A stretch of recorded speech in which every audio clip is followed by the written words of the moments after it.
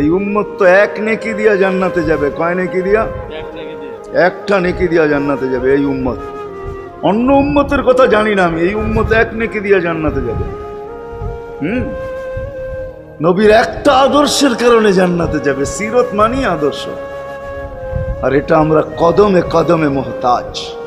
কেননা এই ছোট জীবনটা যদি গ্রহণযোগ্যতা পর্যন্ত পৌঁছাইতে হয় আল্লাহর কাছে, চাই নারী হই, চাই যুবক হই, চাই বৃদ্ধ হই, যেই মানুষই হই না কেন, যেখানেরই হই না কেন, যেই বাসারই হই না কেন, যেই বর্ণেরই হই না কেন, যেই পেশারই হই না কেন, যেই সোসাইটিরই হই না কেন, এই জীবনটাকে যদি গ্রহণযোগ্যতা পর্যন্ত পৌঁছাইতে হয় কার কাছে? দুনিয়াওয়ালাদের কাছে না, মালিকের কাছে, যিনি এক ফোঁটা পানির থেকে অস্তিত্ব দিছেন, যার কাছে আবার আমাদেরকে ফিরা যেতে হবে।